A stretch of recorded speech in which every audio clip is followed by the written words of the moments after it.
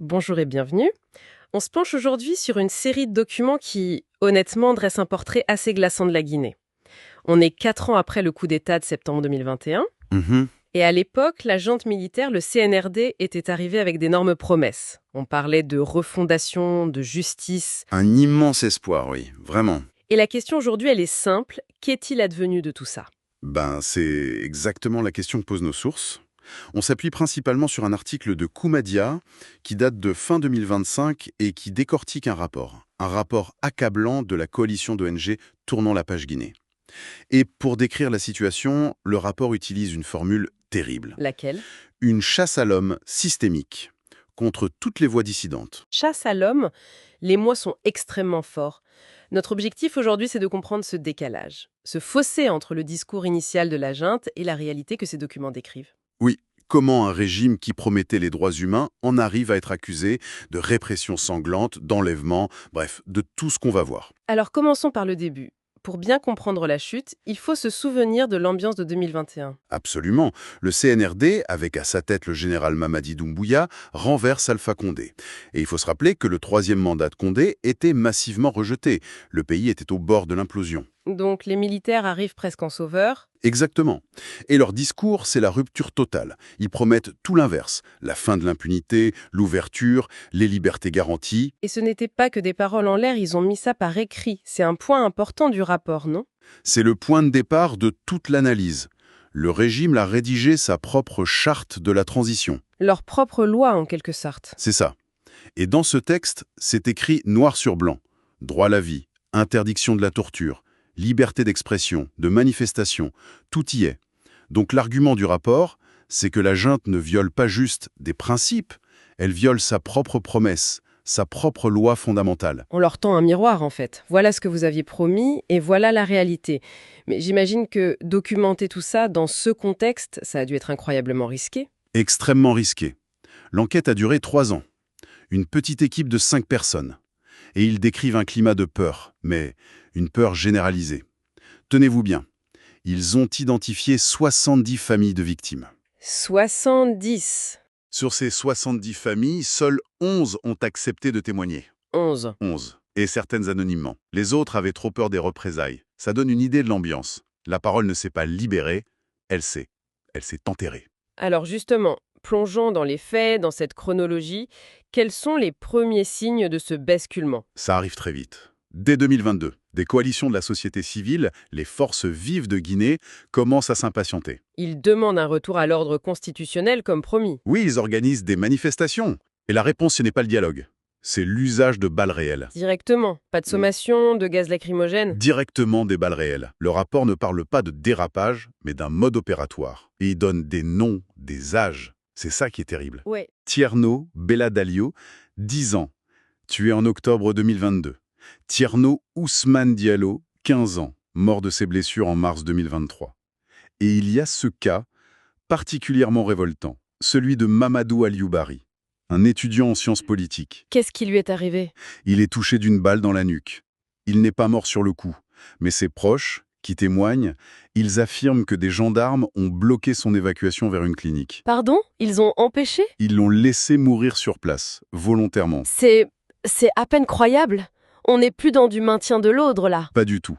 Et ce qui est frappant, c'est que la nature des protestations va évoluer, mais pas la réponse des autorités. C'est-à-dire? Fin 2023, début 2024, la colère devient plus sociale. Les gens ne manifestent plus pour la Constitution, ils manifestent parce qu'il y a des coupures d'électricité, des pénuries d'essence. À cause du goût de la vie, quoi. Des revendications de base. Des revendications du quotidien. Mais la répression reste la même. Des balles réelles? Toujours. Le rapport cite d'autres jeunes victimes. Mamadou Tanou Diallo, 15 ans, abattu alors qu'il jouait au football. Au football. Rien à voir avec une manifestation, hein. Rien à voir. Son tuteur raconte que des unités de la BAC, la brigade anticriminalité, ont fait une descente dans le quartier et ont tiré pour disperser tous les groupes de jeunes, comme une punition. Et il y a Mamadou Moustapha Cissé, 14 ans, tué pendant les protestations contre les délestages électriques, la nuit du Nouvel An. Le schéma est glaçant. Que vous demandiez la démocratie ou de l'électricité, la réponse est la même. C'est exactement ça. Donc ça, c'est la violence visible, dans la rue. Mais le rapport, il me semble, va plus loin. Il parle de méthodes plus... Clandestine. Oui. Et là, on bascule dans autre chose.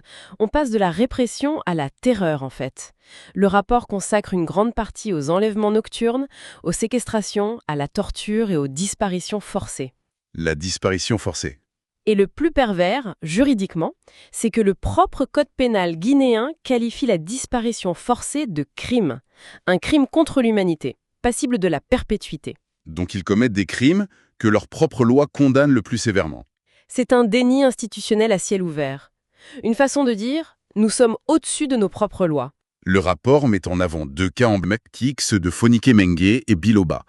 Qui sont-ils? Ce sont 2 très grandes figures de la société civile. Oumar Silla, alias Fonike Mengue, c'est le coordinateur du FNDC, le mouvement citoyen qui luttait contre le 3e mandat. D'accord. Et Mamadou Biloba, c'est le coordinateur de Tournons la page Guinée, l'ONG qui a piloté ce rapport. Donc des cibles de premier plan. Absolument. Ils ont été enlevés en plein jour, le 9 juillet 2024. Le rapport cite des témoins qui accusent les forces spéciales. Et le plus incroyable, c'est que le procureur général a lui-même admis, publiquement, qu'il n'était dans aucune prison officielle du pays. C'est un aveu. C'est un aveu que c'est un enlèvement d'État, mais hors de tout cadre légal. Et la réaction des autorités face à ça? Sidérante. Le rapport cite des réponses de responsables gouvernementaux. C'est hallucinant. L'un a dit « les adultes ont le droit de disparaître ». Non. Si. Un autre a banalisé en disant qu'il y a des assassinats dans tous les pays du monde. C'est du mépris. 1 an après, toujours aucune preuve de vie. Et j'imagine que ce ne sont pas les seuls. Le filet est plus large. Beaucoup plus large. Le rapport montre que personne n'est à l'abri. On a le cas du général Sadiba Koulibaly, ancien chef d'état-major, un des hommes forts du coup d'État, mort en détention. Version officielle. Mort naturelle. Sa famille dénonce des actes de torture. On a aussi le docteur Mohamed Djoubaté, un pédiatre, retrouvé mort dans sa cellule. Officiellement un malaise. Des témoins parlent de torture. C'est une liste sans fin. Des avocats, des journalistes, et même des partisans de l'ancien régime. La loyauté d'hier ne protège de rien aujourd'hui. Dans ce climat où même les élites sont ciblées, comment l'information peut-elle encore exister? La presse doit être dans une situation impossible. C'est un enjeu capital, oui. Et le rapport décrit une stratégie de mise au pas très méthodique, en 3 volets. Le premier? Cibler les personnes. Directement. Le cas de Sékou Jamal Pendessa, le chef du syndicat de la presse, kidnappé en pleine rue par des hommes en civil, jeté en prison pour avoir appelé à manifester contre la censure. Une intimidation frontale. Et le deuxième volet? L'asphyxie économique. On ferme les médias. On ne censure plus un article, on ferme tout. Exactement. Le rapport liste leur retrait pur et simple des agréments de plusieurs des plus grandes radios et télé du pays. FIM FM, Espace FM, Joma TV. Des médias très populaires. Fermés. Et la troisième étape de cette stratégie? C'est l'instrumentalisation de l'organe de régulation, la Haute Autorité de la Communication, la HC. Qui est censée être neutre. Censée, elle est devenue le bras armé du pouvoir. Elle multiplie les suspensions, les avertissements. C'est d'une machine à sanctionner, y compris des médias internationaux. Le gendarme est devenu le milicien, en gros. Le résultat de tout ça, c'est une presse qui n'ose plus rien dire. C'est la conclusion du rapport. Il parle d'un climat d'autocensure généralisée. Les rédactions ont peur, les journalistes ont peur. Donc ils évitent les sujets qui fâchent. Et la pluralité des opinions disparaît. Tout ça semble très organisé. Ce ne sont pas des accidents. Le rapport utilise une image, celle d'un double verrou. Qu'est-ce que ça veut dire? Ça veut dire que le système est conçu pour garantir une impunité totale. C'est un blocage à 2 niveaux. D'accord. Le premier verrou est opérationnel. On voit que ce sont toujours les mêmes unités qui sont citées dans les exactions. Les forces spéciales, les BAC. Mais leurs chaînes de commandement ne sont jamais inquiétées. On ne remonte jamais jusqu'au donneur d'ordre. C'est le premier verrou. Et le deuxième? Le deuxième est institutionnel. C'est la justice elle-même. La justice, qui devrait être le recours des victimes, est utilisée pour l'inverse. Pour intimider les opposants? Voilà. Pour les harceler. Pendant ce temps, aucune enquête sur les dizaines de manifestants tués n'a jamais abouti. C'est le contraire absolu de la promesse de faire de la justice la boussole de la transition. Le système se protège lui-même, en fait. Totalement. L'accumulation de faits, la répétition des mêmes modes opératoires par les mêmes unités, le blocage des enquêtes, tout ça dessine une politique délibérée. La thèse des dérapages isolés ne tient pas. Au final, le tableau est plus d'une noirceur absolue.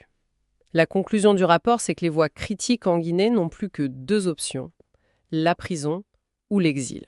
C'est ce qui amène à cette formule choc de régime de chasse à l'homme. Face à ça, que préconise le rapport? Il y a une issue? Oui, le rapport ne fait pas que dénoncer. Il formule des demandes très claires, très pragmatiques. Aux autorités guinéennes, j'imagine. D'abord, oui, il leur demande des choses qui relèvent de l'évidence. Ouvrir enfin des enquêtes indépendantes sur les morts et les disparitions. Lever l'interdiction de manifester.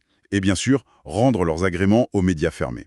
En gros, commencer à respecter leurs propres chartes. C'est exactement ça. Et à la communauté internationale, le message est aussi très direct.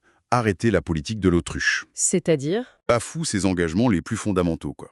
La question brutale qui ressort de tout ça, c'est est-ce que la transition guinéenne a simplement remplacé une crise démocratique par un système de terreur politique? C'est une bonne synthèse du problème. On a l'impression d'une rupture de confiance totale entre les citoyens et un État qui non seulement ne les protège plus, mais qui est devenu leur principale menace. C'est le cœur du problème. Et pour finir, peut-être une réflexion qui va un peu au-delà du rapport lui-même. Je vous écoute? Ce que ces documents décrivent, c'est le démantèlement méthodique de tous les contre-pouvoirs. La société civile, la presse, la justice. On assiste à la militarisation de la gestion de toutes les crises. Alors si on part de là, la vraie question, c'est celle du long terme. Quelles sont les conséquences? Voilà. Quelle cicatrice ça laisse sur le tissu social d'une nation quand la confiance dans les institutions comme l'armée, la justice, les médias est détruite à ce point? Comment est-ce qu'on reconstruit un pays quand la peur est devenue le principal et peut-être le seul outil de gouvernance? C'est une question qui hantera la Guinée bien après la fin de cette transition. C'est certain.